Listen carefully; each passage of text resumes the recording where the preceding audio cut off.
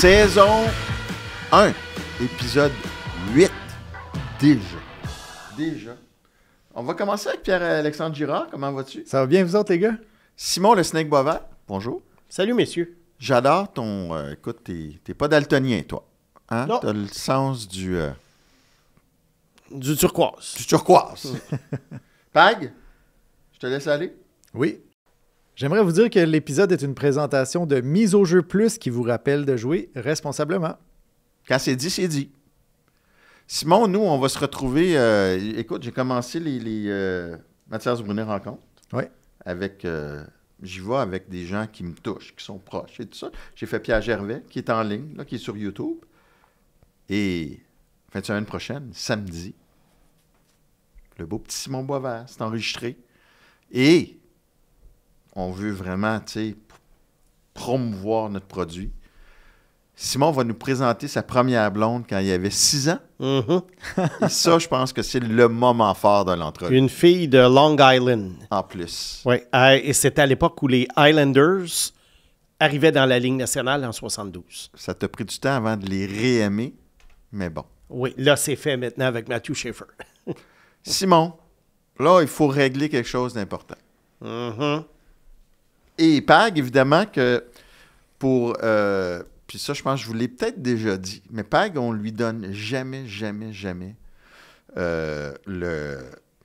les sujets pour qu'il les apprenne en temps réel en même temps que vous. On veut pas non plus qu'ils apprennent, qu'ils fassent des jeux de mots à l'avance, là. Ah, bien sûr.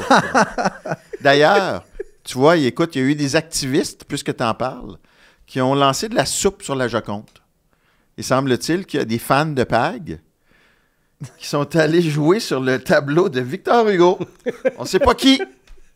Mais bon, écoute, tu as ton armée encore à l'œuvre. Alors, Pag, aujourd'hui, on règle le cas. Simon va régler le cas de Cole Caulfield, Mhm. le meilleur buteur de la Ligue nationale. On le sait que tu as toujours apprécié ce marqueur-là, mais tu avais certaines réserves. Je pense qu'il fallait que ce soit le 6e attaquant au sein d'un club champion à ce moment-là. 5e. 5e? 5e. Bon. Comment ton évaluation de Cole Caulfield en est rendue où? Puis je vais juste donner un indice aux gens. Quand j'ai revisité le repêchage de 2019 dans la presse la semaine dernière, puis d'ailleurs, on va faire l'exercice après. J'avais Caulfield 6e. J'appelle Simon. Souvent, je partage mes infos. Il m'a dit, trop bas. Monte-le au moins d'un rang. J'ai dit, hey, c'est le monde à l'envers. Ça se peut pas. Puis tu vas voir où je l'ai, moi. Ouais. Alors, ça m'a inspiré, le sujet. Puis je veux savoir, d'abord, avant de revisiter le repêchage, là, quelle évaluation tu fais du Cole Caulfield d'aujourd'hui? Disons, si on le compare à un gars comme DeBrincat à Chicago, qui était à Chicago, Bon. qui est rendu à Détroit. Avant de répondre à ta question, je vais faire un petit préambule par rapport à ce que Cole Caulfield était à l'âge de 16 ans, la première fois que je l'ai vu jouer. OK. J'avais tweeté cette année-là, en 2017-2018, talent top 5, mais 5 pieds 7. Comment la Ligue nationale va-t-elle le percevoir? OK. Et là, Alex DeBrincat avait été repêché, un autre gars de 5 pieds 7, avait été repêché un an auparavant, en 2016. Alors là, dans ma tête, je me disais, ouais, DeBrincat va bien dans le junior, il a été repêché en 2e ronde. Quel sort attend Cole Caulfield au repêchage? Ouais. Mais c'est un talent top 5. Et là, je le regarde avec le programme américain à 17 ans. Moi, je le classe 10e à ce moment-là. Ce qui est quand même bien. Qui est quand même bien, il sort 15. Mais mon point d'interrogation, c'est à ce moment-là, est-ce que c'est un gars qui a un seul atout dans son arsenal? Oui. Et là, l'année suivante, il s'en va à Wisconsin et je fais, juste avant, je crois, c'était l'année avant la COVID, ou quelques semaines avant la COVID, je fais un segment avec le regretté Pierre Rinfret Oui. à 91.9 et je lui dis, Pierre, je te fais pas une comparaison parce que c'est une autre époque puis le gars ne fera pas 86 buts, ça marche pas de même. Mais il y a des similitudes dans son jeu avec Brett Hull en tant que marqueur. Mais j'ai dit, je vois plus un gars de 40-45 buts qu'un gars de 70-80. Le hockey a changé. Jamais entendu ça, ah oui? Oui, j'avais dit ça. Mais j'ai encore mes réserves sur le fait que pour moi, c'est juste un gars qui fait un one-timer, un lancer sur réception du cercle de mise en jeu. C'était toujours comme ça que ses buts se marquaient. Donc, pour moi, c'est un joueur complémentaire que tu ajoutes à un noyau vraiment solide qui vient te faire 40-45 buts. Parce que Brett Hull, c'était pas un 5e joueur au sein d'un club champion, là. Non, mais là, il faisait des 60, 70, Ouais, 80 buts. C'est sûr. Mais Brett Hull était quand même un joueur qui avait une dimension. Oui. C'était pas un joueur qui se repliait, c'était pas un joueur qui fabriquait des jeux, mais il lançait et ça rentrait. Ouais. Alors, j'avais fait un peu cette similitude-là, et là, Pierre avait dit, ben là, si tu le compares à Brett Hull, c'est tout un joueur. Ben, j'ai dit, c'est tout un marqueur. Ouais. Fait qu'il arrive à Montréal. Parce que sa première année à Wisconsin, on s'entend, il n'y avait pas un gros arsenal. Il n'y avait pas tant d'atouts, là. C'était encore un compteur. C'était encore pas un complet, gars qui là. faisait un lancer sur réception Ouais. dans le jeu de puissance à partir du cercle de mise en jeu. Et quand il est arrivé à Montréal, c'était encore pas mal ça. Oui. Puis moi, je me suis dit, au fil des ans, OK, le gars peut faire 35, 40 buts, peut-être 45. Puis on en parlait souvent. Mais je te disais, tu sais, il fait 5 pieds 7, il apporte rien d'autre, c'est bien, mais est-ce que c'est nécessairement un joueur clé dans une équipe championne? Et considères-tu de Brincat comme ça? Un joueur Je complémentaire? trouvais de Brincat meilleur dans l'ensemble que Cole Caulfield. Un petit peu meilleur. OK. Mais ils ont quand même 3 ans de différence. Donc, Oui. j'avais plus d'informations sur de Brincat à ce moment-là. C'était ton joueur gadget, pour de vrai, là. Caulfield? Ouais? Non, plus un joueur unidimensionnel. OK. Gadget, je l'ai déjà expliqué qu'est-ce que c'était. Ouais. C'est quelqu'un qui fait des choses qu'on n'a jamais vues auparavant. Cole Caulfield, ça a déjà existé un joueur comme ça. Ouais. Bon. Fait que là, mais unidimensionnel. Ce que Patrick Laine un peu était l'année passée. Puis là, au fil du temps, mon idée, elle ne changeait pas. Parce que je le voyais pas. Je le voyais pas. Mais l'année passée, on a commencé à avoir des signes, et surtout cette année, que là, le gars, il fait des jeux. Alors, quand il arrive en prolongation, puis il compte comme il compte depuis le début de l'année, c'est pas seulement Suzuki qui monte la rondelle ou Lane Hudson puis qui fait une passe. Son but l'autre jour, quand il a fait le tour du but, puis il est allé la mettre entre les jambières du gardien de but, Cole Caulfield, c'était pas nécessairement ça au début. Alors là, à 24 ans, presque 25, il est vraiment à son apogée. Puis je pense que maintenant, c'est un gars qui est un atout plus complet pour une équipe. Ouais. Et son 5 pieds 7 est moins un facteur. Encore là, tu sais, je mets toujours... Il y a beaucoup de coches à caser. Il a coché beaucoup de cases dans mon jeu. C'est sûr que je veux encore le voir, mettons, rendu à finale de la Coupe Stanley contre une grosse équipe. Je sais, il était en finale en 2021, il a bien joué. Ouais. Mais là, contre 2021, là, c'est une autre histoire cette saison-là. Mais vraiment arriver contre un club genre en demi-finale contre les Panthers l'année passée, puis que Cole Caulfield score des buts, Cole Caulfield fait des jeux, je veux encore voir cette case-là être cochée. Mais il est rendu là pour moi. Donc, tu remarques une nette progression. Oui. Oui. Écoute, Martin Saint-Louis doit y être pour quelque chose aussi, j'imagine. Là. Un joueur, un pédagogue avec un joueur de petite taille. Tu vois quand même une transformation est quand même importante. Oui. Oui. Puis, tu sais, je veux dire, il est visible sur la glace. Alors qu'à ses premières années, moi, j'allais au Centre Bell. Oui, il y avait des lancers au but, mais je me disais, en dehors des lancers qu'il prend, il n'est pas bien visible. Là, il est visible. Là, il fait des jeux. Ouais. Fait que, je ne sais pas, ça va. Écoute, regarde, il y a quoi? Il y a 12 matchs de jouer. Oui, oui. Fait qu'il reste encore 70. Là. 80. Là. Non, mais il joue vraiment différemment. Je te dirais qu'il joue comme à 16 ans dans le programme américain. Ah, il en faisait des intéressant. jeux à 16 ans. Mais c'est après ça, c'est rendu à Wisconsin qui est devenu plus et là, tu vas me dire, comment tu sais ça? Ben, j'ai une bonne mémoire, mais surtout, je suis retourné voir Cole Caulfield à 16 ans. Petit tannant. Oui, et ça, c'est une affaire que j'aime beaucoup faire. C'est retourner voir des joueurs que j'avais évalués puis dire, est-ce que mon évaluation à l'époque était bonne ou a changé? Pas nécessairement par rapport à ce que le gars fait aujourd'hui, mais par rapport à ce que le gars faisait à ce moment-là. Mais là, tu as fait ça là, en prévision du show. Oui. OK. Je suis allé voir Caulfield à 16 ans, puis il en faisait des jeux à 16 ans. Hey, vous êtes gâtés, hein? Vous êtes Là, gâtés. maintenant, Ah oui, c'est incroyable. je peux retourner, je pense, 12 ans en arrière sur quand même. mon logiciel. Comme l'année passée, j'étais retourné voir Suzuki à son année de 12 repêchage ans? et tout. Oui. J'avais une question, Pac. Je serais curieux ouais. quand même de savoir si le Canadien n'a pas fait ça aussi. Retourner le voir? Remonter dans le temps pour essayer de... Pourquoi pas? Tout le monde a accès, dans les équipes, Ouais. a accès à cette info-là. Tu avais une question, Pac? Ben, je me posais la question, jusqu'à où vous pensez que le fait que le Canadien était en reconstruction au moment qu'il est revenu dans l'équipe, après 2021, évidemment. Là, Oui. on a quand même été chanceux que Martin Saint-Louis ait plus de temps pour prendre le temps pour Caulfield, je pense. Mhm. Mais je veux dire, dans quelle proportion est-ce que vous attribuez au joueur sa capacité à s'améliorer versus, imaginons un autre scénario que Dominique Ducharme est encore avec le club. Pensez-vous, à quel point est-ce que vous pensez que c'est attribuable au joueur versus l'entraîneur? J'ai beaucoup de difficultés à répondre à ces questions-là parce que je ne suis pas dans le vestiaire, je ne suis pas dans les meetings privés, je ne suis pas aux pratiques. Alors ça, il faut que je prenne le mot je prenne la parole de gens qui sont au courant de l'intérieur. Moi, ça m'amène une question. Vraiment, là, à brûle pour point. Tu sais, tu as toujours été pro-reconstruction. Oui. Est-ce qu'une reconstruction assumée te permet de mieux développer tes joueurs que d'arriver puis d'amener des jeunes dans un contexte où tu dois gagner? Et j'ai un peu la réponse, mais je me demande si le fait justement d'avoir entamé la reconstruction en 2022, d'avoir le temps, de ne pas avoir de pression, pendant quelques années, de travailler avec ces gars-là, les Caulfield, les Slav, qui s'est amélioré aussi beaucoup.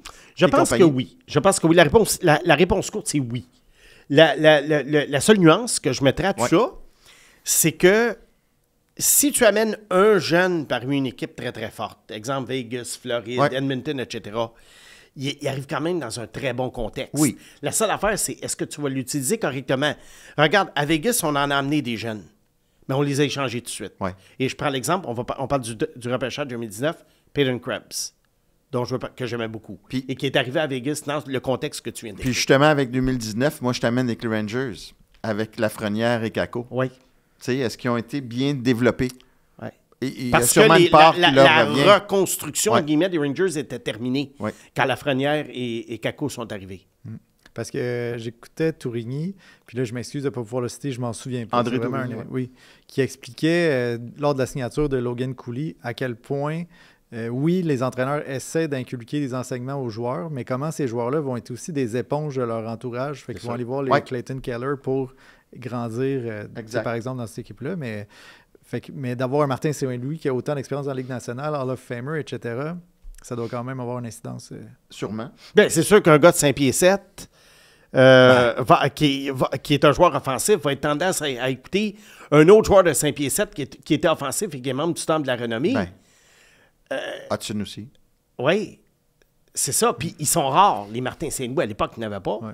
Puis ce qui arrive, c'est que c'est ça. Ça a beaucoup plus de crédibilité quand il parle que si un gars de 6 pieds 5 qui a eu tout facile, va arriver dire, ben là, fais ça là. Ben oui, qu'est-ce que t'as assez? Toi, t'es un pied plus grand que moi. Penses-tu que la présence de Slavkovski aussi au sein de ce trio-là peut aider d'une certaine manière Caulfield? Oui, ça, je pense que oui, cette année. Parce que Slavkovski, il fait de la place. Il fait de la place pour ces gars-là. Je ne sais pas si ça va être un gros producteur de points, Slavkovski, mais c'est quand même un gars qui cadre bien avec le trio. Okay. Puis ça, c'est important parce que une équipe, c'est pas juste une collection de choix de repêchage élevés, c'est également de mettre les joueurs dans les bonnes cases. Ouais. Est-ce qu'on y va? Est-ce qu'on s'amuse à refaire le repêchage de 2019 en précisant que 6 ans, c'est encore très court malgré tout et que ça peut changer à chaque année pour encore la preuve, 6-7 ans. La preuve, c'est qu'on essayait de trouver une méthodologie parce que est-ce qu'on juge les joueurs sur les 6 ans passés ou est-ce qu'on les prédit sur les 6, 7, 8 ans à venir ou un mélange des deux? Qu'est-ce que tu as le goût, toi? Moi, j'aimerais mieux y aller sur l'avenir. OK. Parce que, regarde, c'est difficile. Dustin Wolf a une saison vraiment derrière la cravate. Oui. Fait qu'il a moins démontré que Jack Hughes ou Matthew Boldy ou Cole Caulfield. Donc, tu es directeur général d'une équipe. On parle là d'ici 2032. Là, tu dis quel joueur tu veux choisir de 1 à 10 en ce moment pour l'avenir de ton équipe. Et c'est une rare fois que je fais ça. Je m'occupe pas du contrat. Parfait. Parce que d'habitude, on s'en occupe Ouais. du contrat. Là, on évalue Ouais. comme si, mettons, on partait une nouvelle ligue de hockey et il y avait un repêchage. Ouais. Tu sais, on c'est part, fun, ça. on part Ouais. l'Association mondiale de hockey comme en 72. C'est qui ton premier pick? Mon premier pick, c'est Jack. Premier choix. C'est Jack Hughes. Premier choix, Jack Hughes. Malgré ses blessures à l'épaule et tout ça. Oui. là. J'y vais encore pour les 6-7 prochaines années avec Jack Hughes. OK.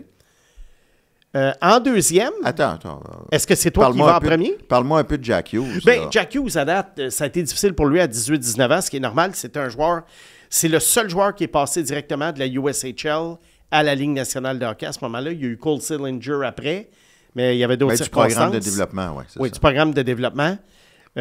C'est parce que, regarde, le gars est arrivé à 18 ans, il n'y avait pas d'affaires là. Il aurait dû aller à l'université un an dans la NCAA ou peut-être à la Ligue américaine. Mais un moment donné, il a développé. Puis je veux dire, tu regardes Jack Hughes, il est partout sur la glace. Puis il serait partout aussi en finale de la Coupe Stanley contre Ben là, Vegas. on va peut-être le savoir bientôt parce que les Devils ont toute une saison. Peut-être qu'ils vont affronter le Canadien en demi-finale. Je ne sais pas trop. Ça, en tout cas, c'est tôt pour le dire. Là. C'est tôt. Il y a Caroline aussi qui va être dans leur genre. Oui, Jack Hughes, j'ai confiance même en série. Parfait. Bon. Complément d'information, Jack Hughes a 367 points marqués en 381 parties jouées. Voilà, il s'approche du point par match après 2 saisons plus difficiles à 18-19 ans. Par contre, il est moins 35. Ouais, ça, c'est une statistique, moi, qui me... Je sais, il faut que je le dise quand Mais même. merci, Pag. Bonne intervention. Ouais. Tu suggères au numéro 2? Ben oui. Thomas Harley. OK. Que j'avais numéro 1. Moi, Que tu t'avais connais numéro un. mon amour pour les défenseurs. Mais moi, ma méthodologie était un peu différente aussi. J'y allais un petit peu plus vers le passé. Oui. Mais si j'y allais pour l'avenir, je prendrais probablement Harley en premier aussi. OK. Écoute, ça se défend. Mais ce qui est intéressant, Mathias, c'est que je suis sûr qu'il y a très peu d'auditeurs qui vont dire « Mathias, c'est fou de choisir Harley premier. » C'est toujours drôle, là. Non, mais si tu avais dit ça le jour du repêchage 2019... 18e, hein, cette journée-là. Ben là, il essaie d'attirer l'attention, il veut des clics, il connaît pas le hockey. Ouais. Bon, en tout cas, Free on la Pag. connaît. Quelqu'un aurait dit Free Pag pareil. On la connaît, la liste. Mais on sait tous que dans un re-repêchage 10, 15, 20 ans plus tard, si la liste du re-repêchage était sortie la journée du repêchage, mettons un Corey Pronman, un Scott Wheeler, un Craig Button qui sort ça, Ben, 2022. il passerait pour des... 2022, Lane Hudson premier. Non, tu te fais Ben là, on démolir. Tu sais que c'est ça. Ben oui. Bon. OK. Alors, Harley, deuxième. Harley, c'est vraiment un pilier. C'est un joueur plus offensif que Miro Iskanen. Iskanen, je crois, est quand même supérieur à Harley dans l'ensemble, mais ça leur donne un one-two punch, comme on dit, absolument incroyable à Dallas. Meilleur que Davidson aussi. Oui. Free Pag. Oui. Oui. Numéro 3.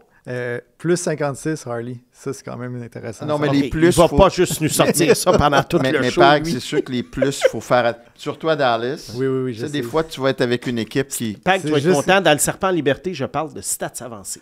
Oh, Ça va super. te faire plaisir. Vraiment. Mais c'est juste pour noter le contraste que je Ouais, voulais ouais, en ouais. parler. Le troisième, j'ai le même que toi, Mathias.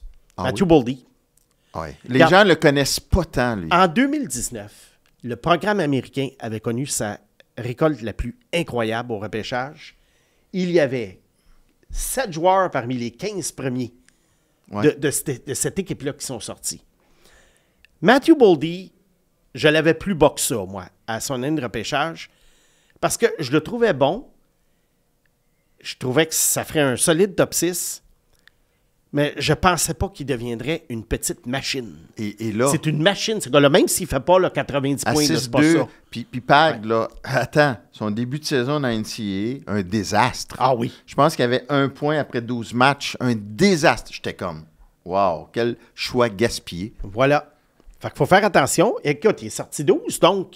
oui, ça, il est sorti 12, donc ça veut dire que j'étais pas le seul à penser comme ça, parce que Hughes, Alex Turcotte et Trevor Zegras, ses coéquipiers sont sortis avant lui.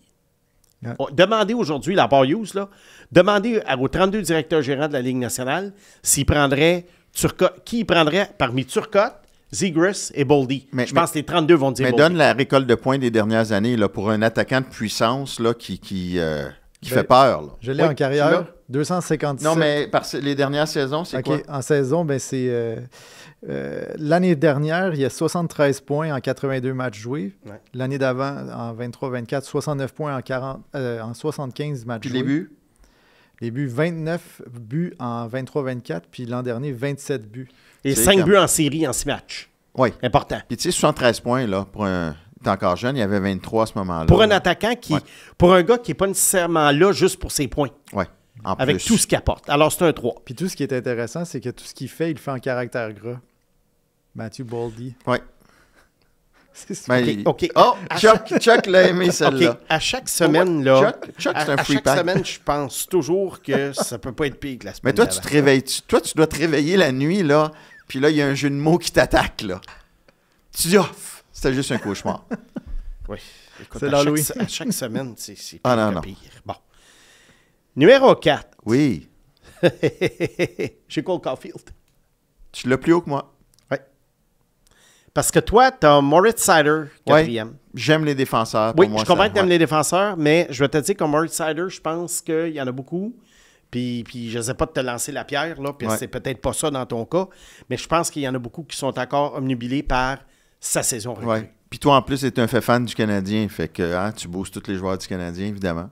Moi, je suis un peu plus modéré. OK, là. pour les gens qui nous écoutent pour la première fois, là, tout le monde sait que j'ai la réputation contraire, Oui. Ouais. que j'haïs les joueurs Ouais. du Canadien. Bon. Alors, Il y a non, toujours. Moi, Qu'est-ce que tu viens de dire? moi, je n'haïs pas le joueur du Canadien. C'est pas ça que tu viens de dire?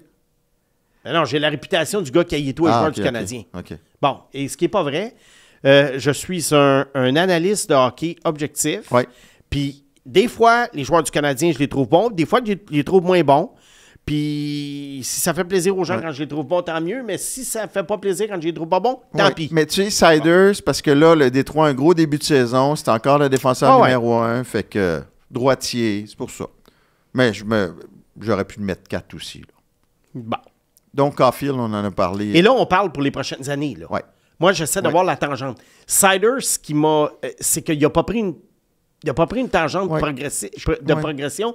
Il a pris une tendance plus de plateau. Mais Edmund a été comme ça aussi à un moment donné à Tampa. Il y a OK. eu un plateau. Regarde, Mais c'est correct. ça vaut ce que. Comme j'ai dit, nos analyses, ça vaut ce que On ça vaut. chicanerait pas Dans jusqu'à maintenant. 5-6 ans, on va avoir la réponse. Mais moi, pour les 6-7 Ouais. prochaines années, j'y vais avec ça. Mais Gardez le temps. ça vaut cher parce que vous classez souvent les défenseurs plus haut que les attaquants en plus. Ouais. Oui. Ben, c'est parce que c'est très important. Les défenseurs numéro 1 dans une équipe, c'est extrêmement Puis, tu sais, important. Pag, on le répète aussi, on peut se faire lancer des tomates dans une coupe d'années, mais l'exercice qu'on fait est pas mal plus périlleux que les hommes de hockey ou beaucoup d'analystes. C'est qu'on fait ce qu'il y a de plus difficile, c'est d'essayer de prédire. Ouais. Tout le temps. Fait que c'est sûr qu'on n'a pas on frappera pas pour 1000. Et là, je tire une ligne. Ah. Après le top 4.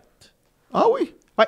Il est même pas... Non, mais je tire une ligne dans le sens que là, entre 5 et 10, là, pour moi, ça va être 5 pourrait très bien être 7, 6 pourrait être 8, 9 pourrait être 5. Fait que là, tu as un 4 de luxe, là. J'ai mon Big Four, OK. comme on dit. J'ai mon Big Four. Je m'en vais à guerre avec ces gars-là pour les 6-7 prochaines années. Fait qu'en 2019, c'est un peu comme si le Canadien avait coulé. D'aller chercher un 4e au total. Ben, tu vois, regarde, moi, je l'avais 10. Je me souviens, quand je lisais, il y en avait beaucoup qui l'avaient entre 10 et 16, Ouais. 17. Le seul qui l'avait classé 5e, puis c'est quelqu'un qui n'est pas toujours populaire dans ses analyses auprès des amateurs de hockey, c'est Corey Pronman qui l'avait 5e. Ah oui, tu vois. Ouais. Il était en amour avec Cole Caulfield parce que pour lui, c'était un marqueur comme on voit Fait pas. que c'est souvent. vraiment un gros coup de Nick Bobrov, là. Ah non, c'est vrai, il était pas là. C'est Timmins. J'ai une crampe au cerveau. Ouais. Regarde, OK. Je pourrais, si j'étais méchant, puis je me faisais l'avocat contre Timmins, je dirais, ben oui, il est tombé sur son... Il est tombé sur ses genoux du ciel. Il était 15e, puis il était encore là. N'importe quel niaiseux l'aurait pris. Mais. C'est bien plus toutes les autres équipes. Hein. Rendu au 15e rang, Ouais. j'avais 2 joueurs classés avant Caulfield qui restaient encore sur ma liste. Hein? Ouais. Ouais. Tu vas nous en parler un peu plus tard? Garde le punch. Ouais, je vais garder le punch. J'avais 2 gars classés avant, alors que si je suis à la table du Canadien, même si j'aime Caulfield, j'avais 2 gars que je préférais à Caulfield. Dont un que tu connais bien. Dont OK. dont un qui est très connu à Montréal. Bon. 5? Oui, là, à 5, là, j'y vais pour l'avenir. Et là, parce que j'ai un petit échantillon. J'ai seulement, finalement, une saison de ce gars-là. Ah, je te vois venir. Tu me vois venir, hein? Ah. C'est qui? T'es recrue sensationnelle, là. Non. Ah non? Washington. Oh! Alexis Protas. Oh, OK. Je pensais que tu allais me 6 dire pieds Dustin 6, Wolf. 250 livres, 30 buts. Pour l'avenir. C'est Ah sûr qu'à oui, date, OK. à date, si tu fais un repêchage, il est Oui. 15e. peut-être. Intéressant. Mais là, on parle des prochaines années. Avant Cider. Avant Cider. Avant la Combe. Oui, avant la combe. Bon. Avant Jaden Struble. Il y en a un qui est des jeux de mots, puis l'autre qui est des niaiseries. Fait qu'en tout cas. Bon, OK. C'est un Et là, test, c'est un test, et alors c'est ça. Là, je suis tout en train de perdre ma Ben non, concentration. tu perds rien, toi. Ouais, vous êtes trop Tu perds rien. capotés, les gars. 6e, j'avais commencé à être un petit peu découragé l'année passée, mais un échange, d'après moi, a relancé sa carrière. Un gars que j'aimais beaucoup au repêchage, je l'avais classé, je pense, 7e. Là, je l'ai 6e pour les prochaines années, Dylan Cousins. Mais Buffalo est bon pour relancer les carrières, mais pas chez eux. Non, ailleurs. Contre Josh Norris, qui a joué quoi? 4 matchs depuis qu'il Ouais, était puis ça, on en l'échange? avait parlé, ça n'a Ouais. aucun sens. Ridicule. Je l'aime bien, Norris, là, mais il est tout le temps blessé. Cousins, il est haut. Oui. Sur ma liste aussi. Oui, tu l'avais 7e, Mathias. Ensuite, on continue. J'y vais, encore là pour l'avenir, avec un joueur de Vegas que tu avais 8e, moi je l'ai 7, Ouais. Pavel Dorofeyev, qui est un choix de 3e ronde en 2019. Ouais. Que j'aurais probablement eu 90e la journée du repêchage. Là. Il était bon. Tu l'avais où, toi? Moi, je l'avais mis fin première ronde. OK, quand même. Ouais, Ah oui. fin première ronde. Ouais. Alors là tu sais, comme je t'ai dit, là, ça demeure un peu interchangeable rendu à ce Ouais, moment-là, puis on essaye de prédire l'avenir. Là, 8e, écoute, là, c'est tough, là, parce que là, il y a vraiment des défenseurs qui sont tous dans le même paquet. J'y vais avec Jackson Lacombe, 8. Qui a été... Petit échantillon, grosse saison l'an dernier. Ouais, gros contrat. Gros contrat, Ouais. grosse saison. Comme je t'ai dit, là, lui, j'aurais aimé ça faire l'exercice à la fin de l'année. Parce que j'aime pas baser ça sur une Je grosse trouve saison. sévère avec Cider. Je trouve sévère. Oui. Ben, il est le prochain Cider. Il était 9e. temps. C'est un joueur établi. 9e. C'est un joueur, tu sais, c'est un joueur vraiment que j'aime puis qui est établi. Puis mais qui, pour moi, a atteint un plafond que les autres n'ont peut-être pas Ouais. atteint. Ensuite, le 10e joueur. Là, j'avais plusieurs choix, j'ai hésité un peu. Puis là, je me dis, il faut que je tienne compte des blessures aussi. Et j'ai le même 10 que toi, mais c'est pas un joueur offensif. C'est pas ton genre, en plus, C'est ça. Alex Vlasic. My God. Alex Vlasic, tu sais, là, quand on dit que tu fais un top 4 de défenseurs, puis que tu as 2 défenseurs offensifs, 2 défenseurs défensifs, Ah, toi, c'est pas ton genre, là, de... mais moi, ce gars-là, il m'épate alors que je veux pas qu'il m'épate. OK, moi, je suis arrivé avec Alex Vlasic à Chicago quand je l'ai vu arriver, là. Pour moi, j'avais le préjugé négatif du défenseur défensif qui a les 2 pieds dans le même patin. Puis là, plus je le regardais jouer, puis je me dis, il est donc bien bon. Mais il est donc bien bon. C'est le cousin en passant de Marc-Édouard. Ouais. Il est donc bien bon. Et là, j'ai hésité entre lui et Philippe Broberg. Et toi, tu as d'ailleurs Philippe Broberg numéro 11. Ça fait qu'on se rejoint là-dessus. Je donne un petit... Mais parce que Broberg est un superbe patineur. Je pense que Broberg, si j'étais convaincu qu'il développerait son jeu offensif vraiment pour devenir un producteur de points, je l'aurais mis beaucoup plus haut. Je l'aurais peut-être mis avant la compte. OK. Là, comme on est déjà rendu, ça passe vite, Oui. on est déjà rendu à 30 minutes. Oh mon Ce Dieu. qu'on pourrait faire, c'est passer à tes 2 joueurs que tu avais classés avant Caulfield. Oui. Puis David Reinbacher, que tu as regardé de près, Oui. on va le mettre dans le Serpent Liberté, dans Parfait. le 2e bloc. Bon, alors les 2 joueurs que j'avais avant, Peyton Krebs, Alex Newhook. Bon, alors voici mon raisonnement à l'époque. Moi, Peyton Krebs, je trouvais que c'était un magicien avec la rondelle. Je voyais ce gars-là faire des feintes incroyables. Puis, je me disais, dans la Ligue nationale. Il ne peut pas manquer son coup. C'est un joueur ultra talentueux. Comment ça se fait qu'il n'est pas encore sorti? Parce qu'il est sorti 17e. Puis je me disais, c'est le vol du repêchage. À ma décharge, parce que j'ai le droit de mettre des choses à ma décharge. Grosse blessure au talon d'Achille juste avant le repêchage. La même chose qui est arrivée à Carter Bear l'an passé, mais Krebs, c'était plus grave. Et à Buffalo, je suis quand même convaincu qu'on l'a mal développé. S'il y avait... Oui. Là, c'est un joueur de 4e trio. Je pense que mieux développé, je pense pas qu'il était plus qu'un joueur de 3e trio. Et c'est là où je me suis trompé. Mais il aurait fallu qu'il soit repêché à Buffalo puis qu'il soit échangé à Vegas. Là, il y aurait une belle carrière. Oui, mais c'est ça. Ouais. À Vegas, il était bloqué par tout le monde. Ouais. Puis ça, c'est ça que je mentionnais tout à l'heure. Il a été bloqué par tout le monde. Alors, Vegas, pour eux autres, les espoirs, ça n'avait aucune importance. C'était des monnaies d'échange. Et à Buffalo, je considère qu'on l'a mal développé, mais même si on l'avait bien développé, je suis obligé de t'avouer que ce n'est pas plus qu'un joueur de 3e trio. Là, il est devenu un joueur de 4. Et l'autre? Alex Newhook. Patine comme le vent, une qualité que j'aime beaucoup. Je l'avais vu jouer dans la BCHL. C'est ça qui est poche. Peut-être ça aurait été mieux s'il avait été dans la LHJMQ, parce que ses droits appartenaient à une équipe de la LHJMQ. Je crois que... en tout cas, Newhook, je l'avais numéro 6. Il m'a déçu un peu. J'ai lancé vite la serviette au Colorado en voyant que non, c'était pas un deuxième centre comme je pensais qu'il serait. Je pensais qu'il serait un deuxième centre. Je pensais qu'au Colorado, en arrière de McKinnon, ça serait absolument incroyable. Je voyais un gars de 60-65 points.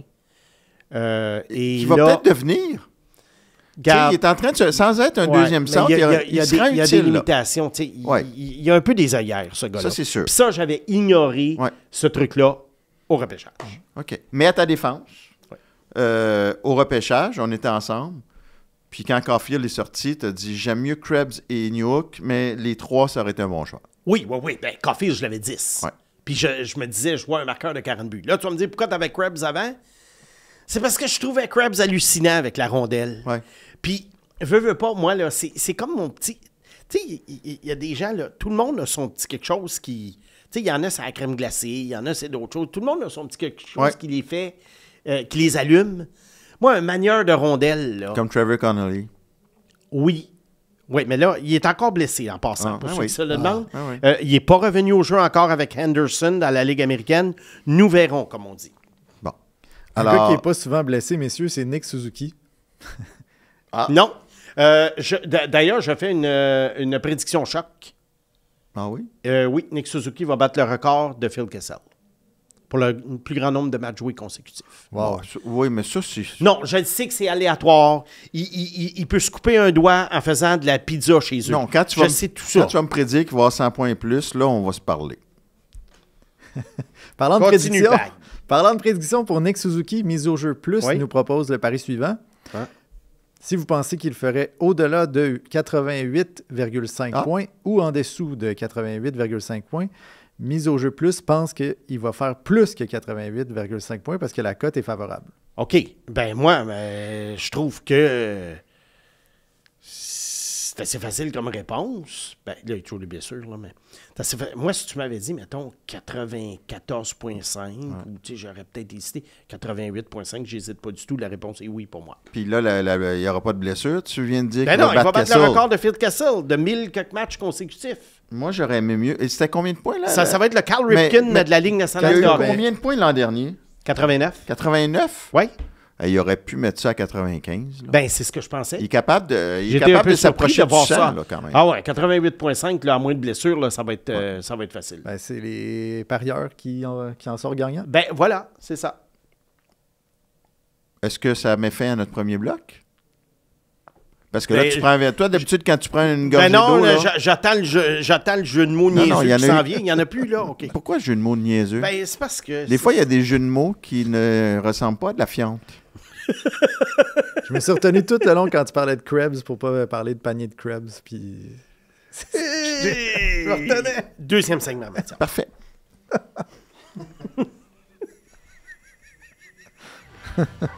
Alors... Serpent en liberté. Là, on va faire une entente. Mm-hmm. OK? OK. Je sais que ça ne sera pas facile. ni pour moi, ni pour toi. Le serpent en liberté, pas de jeu de mots. OK. On fait ça? Alléluia. Alors, vas-y. Là, t'es pas très en liberté parce que, de toute façon, tu voulais parler de linebacker. Oui, je vais parler de Randbacker. J'ai regardé ces 2 matchs en fin de semaine. Et puis, mes impressions sont simples. C'est un gars qui revenait au jeu, donc il faut quand même s'attendre à ce qu'il y ait un petit peu de rouille. Mais moi, ce qui m'a frappé, c'est pas tellement... je ne l'ai pas trouvé rouillé. J'ai trouvé, tu sais, il y a toujours une présence physique imposante, il patine, il transporte la rondelle. Mais est-ce qu'il est encore blessé? Parce que je trouve que son maniement de rondelle était un peu déficient. Ça se peut. Puis, parce qu'il montait la rondelle, c'est un gars qui sort la rondelle de la zone, mais dès qu'il arrive en ligne bleue adverse, là, il essaie de faire des jeux, il essaie de déjouer tout le monde. Et là, il perd le contrôle. Ouais. Je pense que il essaie peut-être de faire quelque chose qui est un petit peu au-delà de ses compétences. Je pense que c'est un gars qui sort bien la rondelle de la zone. C'est très important. Mais à un moment donné, peut-être faudrait qu'un entraîneur lui dise, regarde, rendu au centre de la glace, cherche quelqu'un pour faire une passe. Fait que tu l'as aimé, en général? J'ai trouvé correct. Pour un retour au jeu, je l'ai trouvé correct. Mais c'est le linebacker auquel il faut s'attendre. Linebacker, ce ne sera pas un gars de 60 points. Ça, on le sait, mais t'sais, moi, ce qui m'a inquiété... Qu'est-ce que tu aimes moins, toi? Moi, qui m'a inquiété, c'est que j'ai trouvé au camp d'entraînement puis au tournoi des recrues qui perdaient plus de batailles pour la rondelle qu'avant. Ouais. Puis moi, c'est ça son mental. Qu'est-ce que tu penses que c'est? C'est un... Est-ce qu'il réfléchit trop? Est-ce que sa confiance est trop variable? Ouais. Moi, j'ai hâte de... Mais moi, j'ai comme une théorie. Il y a des joueurs, lorsqu'ils jouent dans un calibre inférieur, c'est plus difficile pour eux que dans un calibre supérieur. Puis peut-être que Randbacker, bien entouré, où il va avoir un rôle plus en retrait. T'sais, imagine, là, mettons qu'il joue avec Hudson puis qu'il y a Suzuki, Caulfield, Slavkovski dans le il devient la 5e option. Mais par contre, peut-être qu'à ce moment-là, ça va être plus facile pour lui qu'à Laval où... C'est que si tu me disais, là, es-tu prêt à mettre ta maison, que ça va être un joueur de première paire dans la Ligue nationale, je le ferais pas. Top 4. Mais je te dis pas non plus que ça va être un désastre, mais OK. je peux pas me trancher en ce moment. Puis c'est là. Il va-tu avoir la force morale, éventuellement, pour... Tu sais, parce que je regarde son année à Cloten. Oui, ça a été une année difficile, mais tu sais, il s'est-tu élevé dans la difficulté? Il est arrivé l'an dernier, il était blessé pas mal toute la saison. C'était une bonne petite fin de saison. Mais pour un 5e au total, tu veux qu'il soit transcendant. Là, ça fait juste 2 matchs. Il revient de blessure. Ouais, on verra. Ça, mais moi, son camp cette année m'a Laisse faire le camp. M'a suscité. Laisse faire le Mais camp. ce qui était vraiment déplorable en fin de semaine, je trouve, c'est sa vision, genre le gap control. Il était pas à bonne place, il était en retard sur le jeu, il était pas. L'écart qu'il laissait avec le porteur de la rondelle, il était pas au bon endroit. T'as-tu remarqué ça, Je toi pense aussi? que 3 buts sur 4 qui s'est fait marquer, que le Rocket s'est fait marquer en fin de semaine. Rainbacker est directement responsable du jeu. Ouais. Comme je t'ai dit, c'est parce... Moi, j'ai l'impression que le Rocket... parce que je me souviens, la deuxième année, lorsqu'on l'a laissé en Europe, c'était très, très difficile avec son équipe. Il était arrivé toutes sortes de choses et il n'avait pas très, très bien joué. Puis j'ai l'impression que c'est un gars qui va gagner à jouer avec des meilleurs joueurs. Mais c'est la grâce qu'on lui souhaite. C'est le pari que je fais. C'est le pari que je fais. Parce que là, mais encore là, je ne suis pas en train de te dire que ça va être un joueur étoile de 60 points, etc., etc. Mais j'ai encore confiance de voir ce gars-là faire partie d'une bonne brigade défensive et contribuer. Là, au moins, il y a un petit break parce que Mishkov, c'est un début de saison difficile. Fait que c'est sûr que si... Ouais, mais non, ça, mais ça je te le durera dis, pas, là. ça durera Si pas. Mishkov avait un point par match, là, ça continuerait. Là. Ça durera pas. Ben, avec Tuckett, Mais je trouve que c'est un super bon point, par exemple, que Simon amène. Je sais que c'est ton segment, mais félicitations.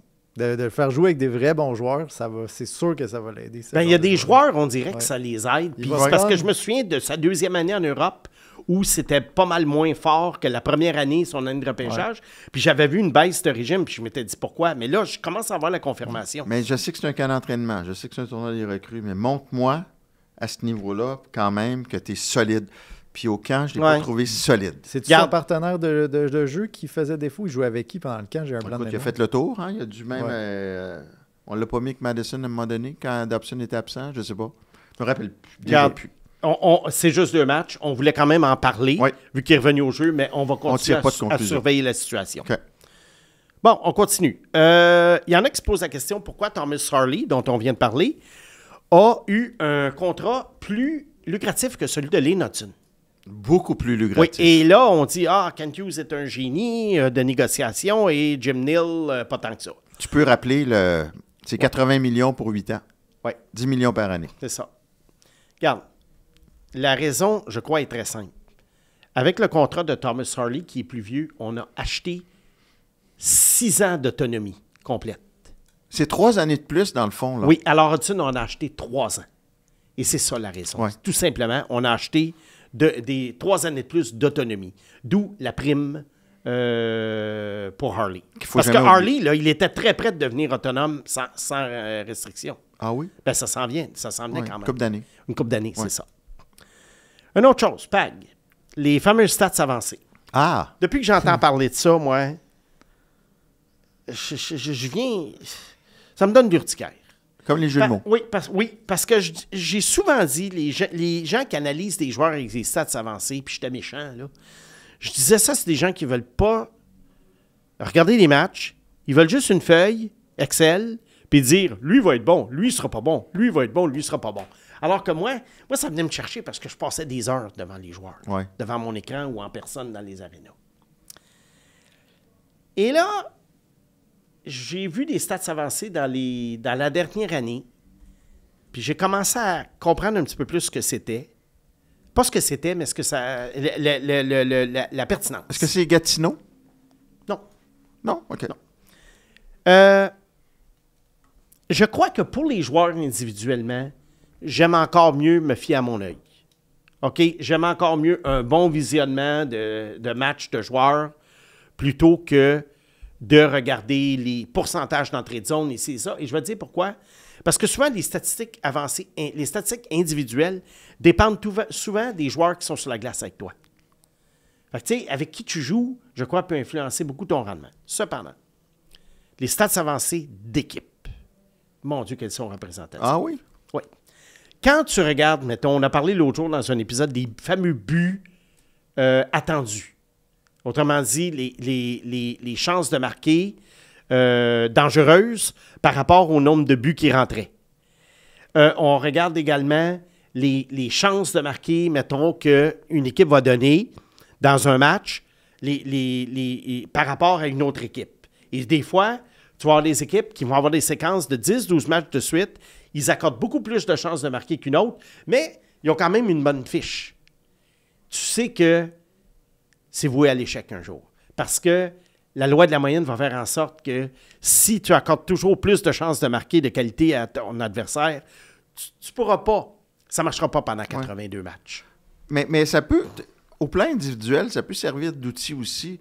Si tu as 10 tirs dirigés vers le filet, puis que tu en as un en ta faveur, ça ajoute à ton œil qui te dit, ce gars-là, il est pas mal, il est souvent pogné dans sa zone. Je te le concède, c'est complémentaire. Ouais. Mais les stats avancées d'équipe, elles sont tellement représentatives pour évaluer les équipes, si des équipes jouent au-dessus de leur tête ou en dessous de leur tête. OK. Bon. Alors, je pense que ça te fait plaisir parce que tu es quand même un adepte des stats avancées. Vraiment, mais un peu comme toi, j'aime surtout analyser le joueur dans son équipe.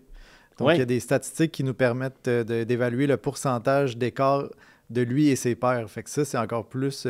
ça va dans le sens que qu'est-ce que tu dis aussi. L'autre jour, d'ailleurs, tu nous as envoyé un diagramme de Logan Mailloux Oui. à Saint-Louis. Tout le temps que l'autre équipe passait dans son coin, là, dans le coin de la patinoire. Là. Écoute, c'était... La couleur qui ressortait de là, je pense 90% de la couleur était là. Fait que l'adversaire est attiré par Logan Mailloux. Oui.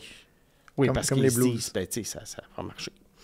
Mais on ne le blâmera pas, comme je disais dans ma chronique. Ben non, il lundi, n'y a pas juste lui. Là. Il a été rayé de la formation 4 fois dans les 8 derniers matchs. Ah ouais. Il joue 10-11 minutes par match. C'est pas à cause de lui que les Blues perdent. Là. Et voilà. On avait dit qu'on parlerait de trucs comme les statistiques de la WHL gonflées. Ah, Et Je vais garder ça pour un autre segment, oui, parce que je veux quand même... Tu veux parler de ton joueur aussi Oui, du passé, je veux parler là? de mon joueur. Fait que ça fait beaucoup de choses aujourd'hui. Okay. Alors là, je l'encercle, puis je vous promets, on le fait la semaine prochaine. Et on va également parler des fameux attaquants suédois.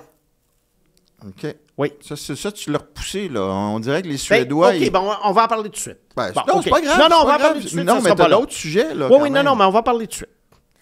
Tu sais, j'ai souvent dit, les attaquants suédois, puis tu sais, on fait référence à souvent quand les espoirs choisis en 3, 4, 5, 6, 7e ronde, qui jouent en Suède, ad vitam aeternam, puis qu'à 21, 22 ans, ils sont encore premiers de la SHL comme marqueur, ou pas premier marqueur, mais premier marqueur de leur équipe, 10e marqueur de la Ligue.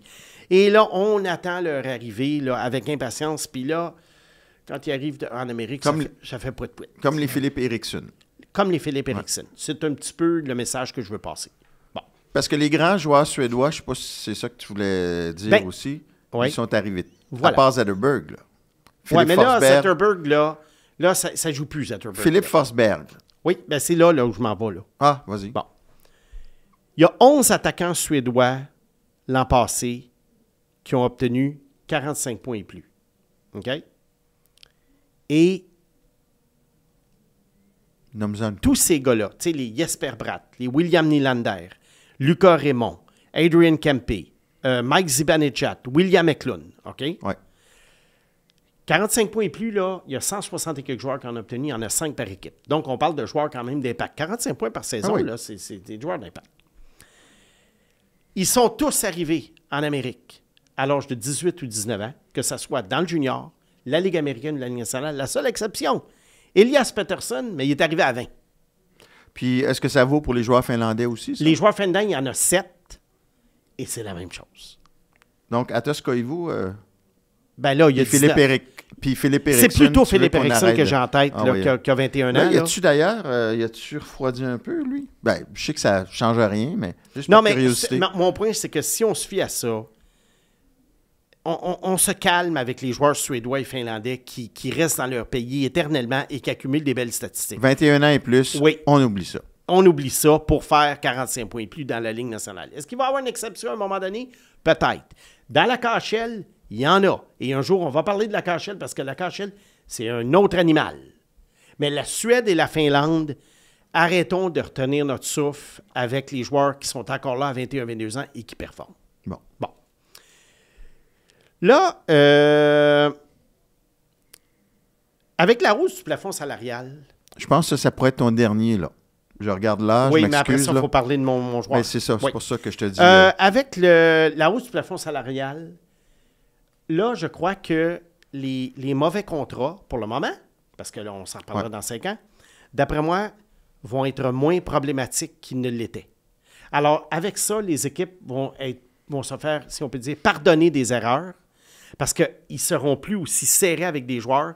Et peut-être que l'idée d'aller chercher des mauvais contrats pour les équipes qui veulent atteindre le plancher ou qui veulent aller chercher des choix en retour, ça va peut-être être moins pertinent. Alors, les équipes qui reconstruisent en ce moment, je ne pense pas qu'elles vont pouvoir se fier à ça. Parce que je regarde ça, c'est rempli de contrats en ce moment douteux, mais on regarde le plafond qui monte, puis on se dit, ben là, OK, ils ont donné 6 millions à ce gars-là, mais c'est pas grave, ça va monter à 115. Donc, les Stan Bowman et les Brad Treliving sont heureux. Exactement. Mon joueur de la semaine. La semaine passée, on a parlé de Wayne Gretzky. Et ça, c'est un segment sur un joueur du passé, comment il était perçu à l'époque, et un petit peu son histoire de repêchage. Sans jeu de mots avec ton livre. Ah. La semaine passée, j'ai parlé de Wayne Gretzky qui aurait pu se retrouver à Montréal. J'ai une précision à apporter. Parce qu'il y a un lecteur qui nous a dit Gretzky aurait été repêché en 79 parce que Marc Messier a été repêché en 79 à l'âge de 18 ans. L'auditeur a raison, mais il a tort en même temps. Et je vais te dire pourquoi. À la base, Wayne Gretzky, la raison pour laquelle il aurait été repêché à 18 ans, c'est parce qu'il avait joué dans l'AMH, l'Association mondiale de hockey, comme Marc Messier. Mais si Gretzky demeure dans le hockey junior, et c'est pour ça qu'on leur avait donné la permission d'être choisi, parce qu'en 79, c'était encore des joueurs de 19 ans qui étaient choisis. Rob Ramage, qui travaille pour le Canadien, avait été le premier choix. Il avait 19 ans. Là, la raison pour laquelle on a fait ça, c'est parce qu'il y avait des gars qui étaient déjà dans l'AMH et on leur a donné la permission de jouer dans la Ligue nationale. et d'être repêché tout de suite. Mais Wayne Gretzky, s'il ne va pas jouer dans cette ligue-là, il se retrouve admissible au repêchage de 1980 et le Canadien avait le premier choix. Alors, c'est comme ça que je crois que le Canadien aurait pu l'avoir. Parlant de Wayne Gretzky, Oui. as-tu les stats de Philippe Eriksson? C'est dur, c'est pas super bien tracké, les statistiques match par match. Non, je fais juste parler de sa saison. Sa là. saison à Philippe. OK. Ben ça, je les ai, effectivement. Oui, vas-y. Parce que tu me parlais de dérougir. Ah non, excuse, je me suis mal exprimé. Donc, en 18 matchs joués, il y a 15 points, Ça a baissé. 7 buts et, Je pensais qu'il 8 passes. Je pensais qu'il y avait 9 Ben, points de ces toute 5 façon, premiers tu as matchs. juste à regarder sur Twitter. Dès qu'il y a une passe, quelqu'un met ça. Bon, ben, Puis on n'en voit pas souvent depuis un bout de temps. On peut passer de Philippe Eriksson à Mario Lemieux. Ça va être plus intéressant. Alors, Mario Lemieux, qui est né en octobre 65, donc il a 60 ans aujourd'hui, était admissible au repêchage de 1984 parce que c'était un late. Pas un late. Un autre late. Et Mario Lemieux, je vais te dire quelque chose d'intéressant. J'ai un souvenir d'enfance qui est un peu bizarre. Comment ça fait que je me souviens de ça? Moi, j'ai l'âge de Mario Lemieux. Il est 3 ans plus vieux que moi, alors j'ai des amis qui ont joué contre lui dans le hockey mineur. Jusqu'à ce que Mario, à un moment donné, se mette à jouer avec des beaucoup plus vieux. Là. Ouais. C'est ça. Et là, lorsque Guy Lafleur a eu sa première saison de 50 buts en 75, il y avait eu un gros spécial dans ton journal, La Presse. Ah. Des pages et des pages et des pages de ce but-là. Nous, chaque jour est un spécial. Qui est d'ailleurs dans sur la presse, YouTube, si vous voulez voir ça. Ouais. Guy Lafleur, 50e Ah oui? but, 1975. Il est là contre les Scouts de Kansas City, qui sont devenus les Devils du New Jersey. Et là,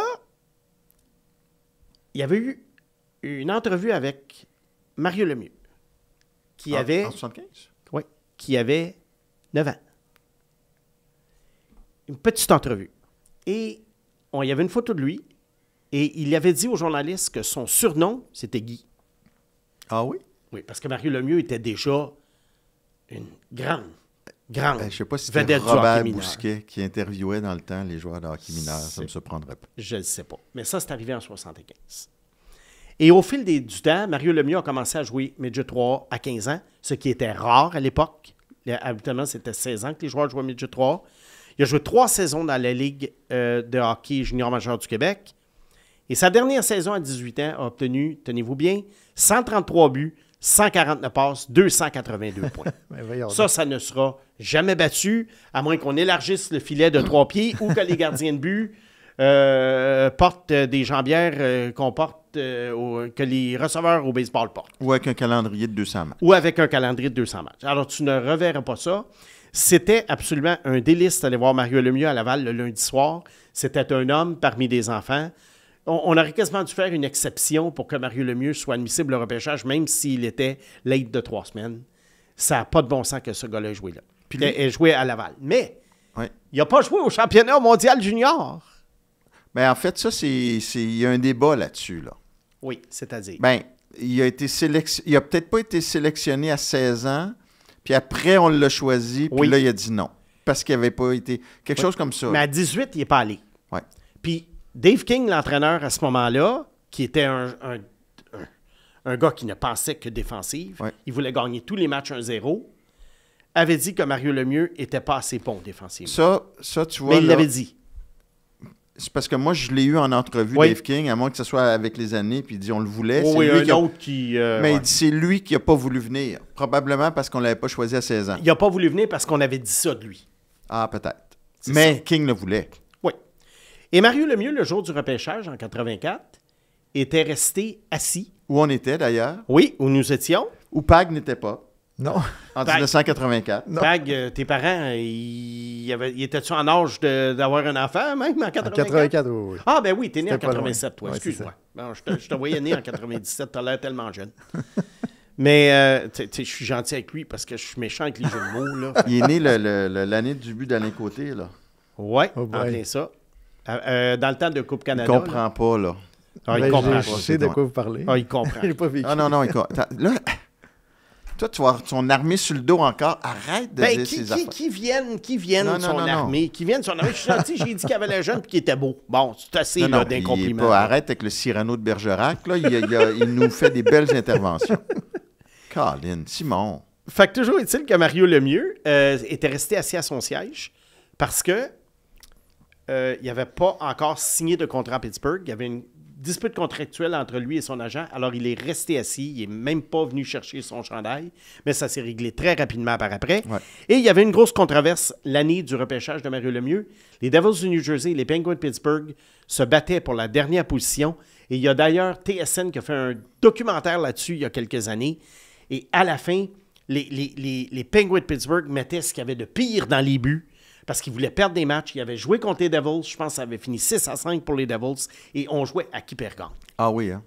C'est parce qu'il n'y avait pas de loterie. Pour les plus jeunes, il n'y avait pas de loterie de repêchage en 84. Parce que le mieux, c'était vraiment le prix. C'était le Sidney Crosby, le Connor McDavid de l'époque. Oui, plus. Et même plus. Et plus, et même plus que Sidney Je me Crosby. demande à quel gardien les Pingouins doivent Mario Lemieux. On devrait le retirer son numéro à ce gardien-là. Sérieusement, là. Mais s'il y en a qui peuvent trouver ce documentaire-là, TSN, je ne sais pas s'il est disponible en quelque part, mais TSN avait passé. Il y avait Eddie Johnston, le directeur gérant, qui avait été interviewé. Kirk Muller, deuxième choix. Kirk Muller, deuxième choix. Canadien, ça en était quand même bien tiré. Évidemment, Svoboda, cinquième. Oui, dont j'ai je parle une petite histoire de, sur le Canadien, d'ailleurs. Shane Corson, huitième. Puis après, Stéphane Richer, deuxième tour. Et Patrick Roy, troisième tour. Un des grands repêchages de l'histoire du Canadien, pour ne pas dire. Le plus grand. Oui, 87, c'était très bien aussi, mais 84, oui. 84. Regarde, Mathias, une petite histoire du Canadien. J'ai parlé de Wayne Gretzky l'an passé, alors j'ai de la suite dans les idées. Irving Groundman, directeur gérant du Canadien, qui a succédé à Sam Pollock, a tenté le même coup que Sam Pollock. En 1981, il a échangé Pierre Larouche, un gars qui avait compté 50 buts avec l'équipe, mais les entraîneurs n'aimaient pas son jeu sans la rondelle. Sans la rondelle. Alors, c'est un gars qui... Mais il avait énormément de talent. Ouais. Et on l'a échangé aux Whalers de Hartford, qui était une équipe d'expansion à l'époque, qui n'était pas très bonne. En retour du premier choix des Whalers, pas en 81, pas en 82, pas en 83, en 84. Et l'idée à l'époque était l'arrivée de Mario Lemieux dans la Ligue nationale. On avait réessayé le coup de Wayne Gretzky. Ça n'a pas marché. Ça n'a pas marché, mais parce que le Canadien, regarde, Hartford a quand même été poche. Ils l'ont fait avec Guy Lafleur aussi en 71. Oui, mais ça, c'est un échange qui était plus près. Oui, quand même. Qui était un an à l'avance, mais il l'avait fait. Alors, c'était un peu la troisième fois que le Canadien s'essayait. Et là, Hartford a quand même été poche parce qu'ils ont quand même eu le 5e choix. Oui. Est-ce que Peter Svoboda est un choix optimal au 5e rang? Non. Mais c'est quand même un gars qui a eu une bonne carrière à Montréal, qui a été échangé, et je crois qu'aujourd'hui, qui est agent de joueur. Est-ce que c'est possible? Puis je pense qu'il vit à Montréal. Il vit à Montréal, il est agent de joueur aussi. Est-ce que David Reinbacher va devenir le Svoboda de son époque? Bien, s'il devient le Svoboda de son époque, même si ce n'est pas le même genre de joueur, Svoboda était moins costaud et plus offensif. Ouais. Mais s'il devient un peu un équivalent, ben ça va être correct. OK. C'est ça. Bon. Hey, complément d'information sur Philippe Eriksson. Oui. C'est le meilleur marqueur de son club. Bon. Que vous sachiez. C'est bon à savoir hein, dans une... OK, Pag, nomme-nous donc les trois noms qui suivent Philippe Eriksson. Brian O'Neill, Marcus Nurmi, puis Frédéric Allard, que je pense qu'il a déjà appartenu aux Canadiens. Oui. Regarde. Ça en dit long. La Ligue suédoise, pour moi, et puis là, je vais me faire ramasser. Peut-être que Max Talbot qui a joué dans la KHL et puis qui a une bonne connaissance du hockey européen, pourrait nous éclairer là-dessus. Pour moi, la Ligue suédoise, c'est l'équivalent de la East Coast League. C'est l'équivalent des Lions de Trois-Rivières. Mais d'ailleurs, parlant de Max Talbot... Pour moi, c'est les Lions de Trois-Rivières, la Ligue suédoise. Complément d'information. J'étais à la poire et le fromage pour parler du livre. Ça devrait sortir jeudi. Pag, t'écouteras. OK. Un bel hommage à Pag. Mais surtout, on refait une émission avec Max, Louis, moi et toi, et un 5e, excuse Pag, José Théodore, qui a promis de te challenger sur certains points. Il veut être là. Pourquoi? Parce qu'il m'écoute puis il n'est pas d'accord avec mes affirmations bold, comme tu dis. Clairement. Fait que je ne sais pas c'est quoi la date de notre émission spéciale. Devant public? Devant public probablement, mais j'ai proposé autour de l'Action de grâce, étant donné que on commence à connaître le destin des équipes. L'Action de grâce US. Oui. Okay. Louis a trouvé l'idée intéressante. Mais là, c'est ça enlève le fauteuil à Justin et à Pag, mais vous allez être... Fait qu'autrement dit, ce que tu me dis, c'est Snake, prépare-toi. Parce que José, qui est un excellent débatteur, il est bon. qui est assez opiniâtre. Ah oui. Hein? Je me rappelle de lui à la Ouais. radio. Là. Il est très opiniâtre. Fait qu'autrement dit, ça va être musclé. Mais là, l'armée de PAG va être après Théo qui vole le siège de C'est un PAG pour gardien, l'émission c'est correct. spéciale. C'est un gardien, c'est Bon, correct. ben tu le protégeras. OK. All right, Incroyable. good. Alors, c'est le segment, puis Oui. la semaine prochaine, on va parler d'autres choses, puis un autre joueur. Puis on continue de s'amuser en liberté. Continue de boire de l'eau, là. Oui. Alors, mon beau petit Simon d'amour, on est rendu à ton équipe de la semaine. Oui. Peut-être expliquer. Oui, on y à va. ceux qui nous écoutent. Oui, à chaque semaine, on passe à travers une équipe. L'état actuel, les futurs de cette équipe-là qu'on essaie de prédire. Et on y va un peu par l'ordre inverse du rendement de la dernière. Alors là, je suis rendu au perdant des demi-finales. On a fait pas les Oilers, mais là, on fait les Hurricanes cette semaine. Parfait. La semaine passée, on a fait l'équipe de l'Ouest Dallas qui avait perdu. Bon. Les Hurricanes, c'est une équipe qui, quand tu les regardes sur papier, puis quand tu regardes le rendement des dernières années, c'est une équipe quand même que tu dois considérer comme aspirante à la Coupe. Oui. Et là, tu regardes la conférence de l'Est où peut-être qu'il y a des équipes qui commencent à perdre des plumes. Et là, tu vois le Canadien monter, tu vois les Devils finalement aussi qui montent. Puis tu dis, ben les Hurricanes, c'est un beau mélange c'est surtout une équipe qui a beaucoup de joueurs dans la fleur de l'âge. Et là, on sait que les équipes championnes de la Coupe, c'est le genre de joueurs qu'il va y avoir. Les Sharks ne gagneront pas avec Celebrini, Smith, Dickinson et Misa. Puis les équipes qui ont des joueurs trop vieux, ça ne marchera pas non plus. Alors les Kings, tu te regardes ça et tu te dis, un heureux mélange de joueurs qui sont à leur apogée et quelques vétérans. Juste une petite parenthèse, Oui. puisque tu me parles des Sharks, que tu es en turquoise. Oui. Semble-t-il que Sam Dickinson a eu la confirmation qu'il restait à San Jose. Oui, je Petite dois dire parenthèse. que Dickinson a beaucoup progressé depuis 10 matchs OK. et c'est normal. Je pense que l'option idéale pour lui aurait été la Ligue américaine, mais là, le retourner à London dans le junior, ce serait une perte de temps. On pourrait peut-être faire le point la semaine prochaine dans ta liberté. Oui, ben c'est ça. La semaine prochaine, je veux parler des joueurs de 18 et 19 ans qui sont encore dans la LNH. Parfait. Alors là, les Hurricanes, quand tu regardes ça, premièrement, le directeur gérant là-bas a fait quelque chose que beaucoup de directeurs gérants essaient de faire en ce moment, c'est-à-dire de cadenasser son noyau. Eric Toulsty. Oui. Cadenasser vraiment le noyau. Et là, ça a donné, pour moi, je regardais la liste des contrats, puis même si j'avais entendu ces signatures de contrats-là au fur et à mesure où elles arrivaient, quand tu les vois dans un tableau, tout d'un coup, tu sursautes. Sébastien Aho, 2032. Nick Ehlers, 2031. Seth Jarvis, 2032. Jackson Blake, 2034. Logan Stankoven, 2034. K-Andre Miller, 2033. Jacob Slavin, 2033. Svetnikov, 2029. Eric Robinson, 2029. William Carrier, 2030. Jesperi Kotkaniemi, 2030. Oui, mais est-ce que c'est un noyau qui en vaut la peine? Voilà, c'est ça qu'il faut regarder. Moi, je regarde tout ça, puis je me dis, tu sais, Sébastien Aho, Seth Jarvis, c'est des piliers. Blake, c'est un bon jeune joueur. Stankoven, c'est un bon jeune joueur. Mais j'essaie de mettre le doigt sur le pourquoi, la raison pour laquelle j'ai pas confiance aux Kings pour gagner la Coupe. Ils font des carrés d'as.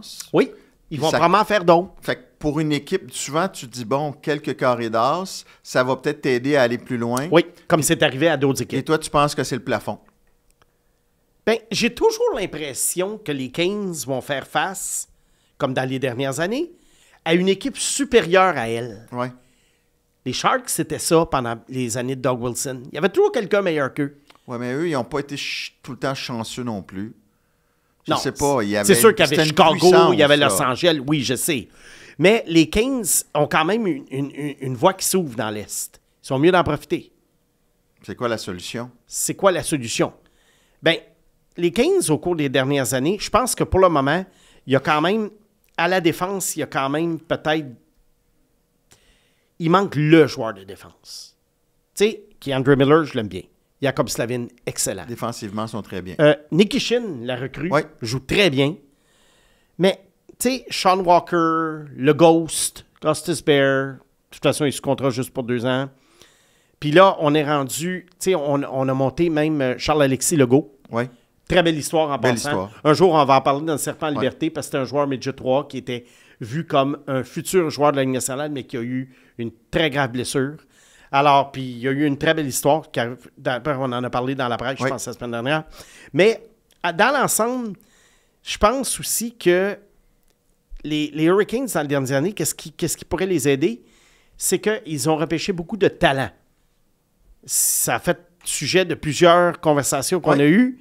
Depuis 2019 ou 2019, les Canes ne repêchent que du talent brut. On y allait l'année passée, exemple, avec Ivan Ryabkin, un gars à la réputation épouvantable en matière d'éthique de travail. Il joue dans la Ligue américaine en ce moment, 2 points en rematch. Et beaucoup d'autres joueurs qui ont été repêchés au fil du temps et qui ne percent pas.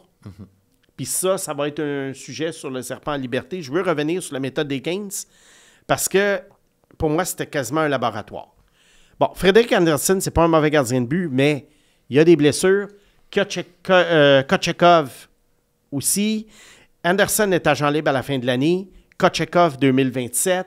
Dans les buts, il y a un seul espoir, c'est Semyon Frolov. Il a 18 ans. Choix de deuxième ronde, il est quand même dans la Ligue junior russe. Il est loin de la LNH. On a perdu Kaden Primo. Oui. Et chez les jeunes, tu vois, il y a Bradley Nadeau qui s'en vient, qui a été rappelé, qui joue. Justin Poirier, qui joue à l'Université du Maine. Un choix de 5e ronde, qui est un bon marqueur. Charlie Serrato, qui joue à Penn State et qui éclipse en ce moment, bien qu'il soit plus vieux, éclipse en ce moment Gavin McKenna.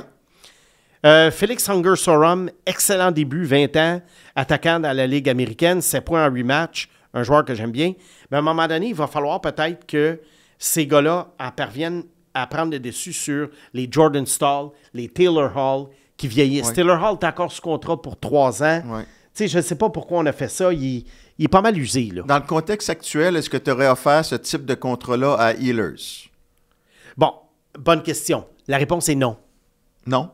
Non. Parce que là, tu es quand même dans ton créneau de succès favorable. Oui, mais Nick Ehlers... Moi, je ne l'aurais pas fait non plus, là, mais je pose la question. Là, c'est un gars qui avait du succès à Winnipeg parce qu'il était protégé.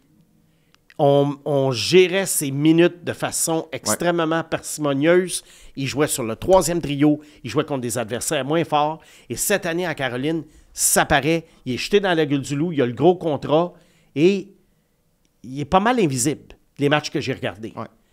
Donc, ça a été une erreur d'après moi. Même si, encore là, comme je disais dans le 2e segment, les gros contrats vont être moins des erreurs. Cependant, c'est des gars qui prennent la place de d'autres joueurs dans l'alignement. C'est plus là, mais là, les le problème. Hurricanes, il n'y a pas vraiment de relève à court terme non plus. Ben, comme je te dis, comme je te dis, je ne suis pas d'accord avec ce contrat-là non plus. Il y a Nadeau, il y a... Mais à un moment donné, je pense qu'il va falloir qu'il y ait un influx de jeunes joueurs parmi tout le talent qu'ils ont repêché. Et surtout à la défense. Tu sais, on est allé chercher Miller, c'est bien. On a quand même échangé Scott Morrow en retour. Alors, un jeune joueur pour un joueur plus aguerri. Mais... On perd Orlov. C'est ça, qui était quand même un bon vétéran. Il n'était pas le gars de Washington, mais il était quand même, tu sais. Alors, je pense que la Caroline, en ce moment, ça va prendre un petit quelque chose. Est-ce que je vois une Coupe Stanley d'ici les 5 prochaines années? Si on s'en tient à l'état actuel de l'équipe, la réponse est non. Mais ça peut changer. Ça peut prendre un échange, ça peut prendre une signature. Mais je crois qu'il y a encore des éléments qui manquent, même si c'est une équipe qui est quand même assez intéressante à regarder jouer. Et je pense qu'il y a eu tu sais, on a échangé Nekash pour aller chercher Rantanen. Je sais que Nekash était à 2 ans de son autonomie. On en a tiré Stankoven et 2 choix de premier tour. Oui. Stankoven, pour moi, ça ne vaut pas Nekash. Puis ça, je ne dis pas ça parce que Nekash a un fulgurant début de saison au Colorado. Nekash joue avec Nathan McKinnon. Mais Nekash n'était pas... Tu as 2 choix de premier tour, mais ça va peut-être être des choix de fin de premier tour. Et voilà. Alors, mais on ne voulait pas perdre Nekash. On a essayé le coup de circuit avec Rantanen parce qu'on se disait, il va nous amener loin en série. Et au moins, on s'est retourné de bord à la date limite des transactions. Tolsky s'est retourné de bord, puis au lieu de le perdre pour rien, comme les Leafs ont perdu Mitch Marner, on s'est dit, regarde, on va sauver les meubles. Stankoven, 2 choix de fin de premier tour, c'est mieux que rien. Alors, c'est Nekash pour Stankoven. Mais ça peut faire Stankoven mal, jusqu'à 2034. Ça peut faire mal à long terme. Ouais. Ouais. Alors, c'est ça pour moi l'état des Hurricanes, mais c'est sûr qu'ils vont être dans le décor des corridors, c'est après moi, dans les prochaines années. Pag, t'allais dire quelque chose? J'avais posé exactement la question. Ah oui? Ouais. OK. Les grands esprits se rencontrent. Voilà. Et voilà. Vous êtes à la veille de faire Non, les non. mêmes jeux de mots. Moi, je suis Team Pag, moi. Bon, mais Simon, je te laisse entre les mains de ton ami Pag Oui. pour les 3 questions. Mon ami, entre guillemets. Hebdomadaires. Non. Ah, tu fais du théâtre. Écoute, faut que les gens sachent là, que on s'amuse un Ben peu. oui. Puis qu'on s'écrit les 3, on le répète. Écoute, Ben oui. combien... Aujourd'hui, là, sérieux, là, j'enregistrais en plus le balado avec Olivier Brett. Là, écoute, c'est l'échange qui finissait. Je pense que ça a duré 1 heure. Oui, puis moi, dans ce temps-là, j'enregistre mon balado en anglais avec Ouais. le SIG Oui, c'est Podcast. vrai, je pense pas à ça, moi. Non, non, mais Non, écoute, c'est tu peux correct, pas deviner, Pag, là, là. tu Ouais, peux pas deviner, moi, je turn off, je ferme les notifications, mais anyway. Alors, c'est ça. D'ailleurs, en passant, une petite plug, là, ça me tente, Ah là, oui, cette vas-y. semaine. Là. J'ai un balado en anglais de SIG Ben Podcast. oui. Trust the Process, 2 fois par semaine, les lundis et jeudis. Tu t'es mis, Ah, mis à nu en tabarouette cette semaine. Ah oui? Il a osé. Qu'est-ce qu'il a osé? Ah, tu l'as écouté aujourd'hui? Oui. OK. Donne-nous une petite aperçu. Ben, tu as refait le repêchage de tous les joueurs du Canadien. Tu as reclassé Ouais. l'alignement du Canadien actuel. Ah oui? Qu'est-ce que je pensais d'eux à ce moment-là? Ah. Alors, tu sais, quand c'est tough, là, quand on arrive à certains gars, là, oui, je te toi. dis qu'on avale une bonne dose d'humilité. Bon. Mathias, on avait un pacte, toi puis moi, de ne pas faire de jeu de mots pendant son segment, mais moi, je te donne la permission de faire des jeux de mots si tu veux. Ça. Bon, parfait. C'est Pag en liberté, hein? Ouais, mais ça arrivera pas. Ça arrivera pas. On débute avec Jonathan Desmarais. Comparons avec le passé pour comprendre pourquoi il ne faut pas s'enflammer pour Kapanen. On parle encore de Kapanen. Je pensais que c'était de l'histoire. La question est excellente, Ah, bon. Mathias. Elle est excellente. C'est vu d'un angle... Philosophique? Non, scientifique. Ah oui? Ne, Non, elle est croyez- très bonne, la question. ne croyez-vous pas que les Petrov, Ruchinski, Savage, Zoltok, Zednik, Bullish de ce monde auraient eu des saisons de 20 buts sans avoir eu l'opportunité de jouer des minutes de qualité avec des joueurs comme Danfus, Koivu et Ribeiro? Est-ce que ça faisait d'eux des joueurs top 6 dans une bonne équipe? Voilà. Ben, posez la question s'il répond. Ben moi, je ne même pas dans je le mets même pas encore dans la catégorie des Boulis, Petrov et compagnie. Mais non, puis tu ris. Petrov a fini au premier Oui, par je le sais. défaut, Ouais, oui. mais il a quand même fini au premier rang des compteurs de l'équipe. Là, Non, mais, Écoute, non, mais je comprends la c'est question. correct pour Jonathan, Oui, non, là, mais je comprends mais- la question. C'est que l'idée, c'est que je pense que Jonathan veut faire un parallèle avec le fait que Kapanen joue avec des oui, Midov. mais il est généreux. Alors si Kapanen, mettons, on fait un Mais gros, il est gros généreux. Jonathan est généreux avec Kapanen. Là. Non, Généreux. mais il fait une supposition que s'il maintient le rythme Ouais. actuel, il pourrait faire une saison de 20 buts. Si. Bon. Bon.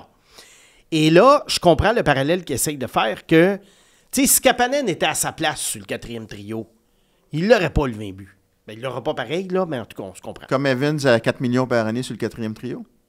Oui, 4 millions par an. Ben, c'est 2,8 le vrai contrat. Oui, hein? OK. Oui, mais il y a quelqu'un... On me dit à l'oreille que Oui. c'est effectivement Oui, 2,8. il y a quelqu'un qui voulait lui donner 4 millions, là. Oui, mais À un point... C'est là, en- là, je vais tester vos valeurs, les gars. Pag, c'est son empathie, c'est son... Je vais tester C'est un vos... gars généreux. Je vais tester vos valeurs, les gars, dans le Vas-y temps.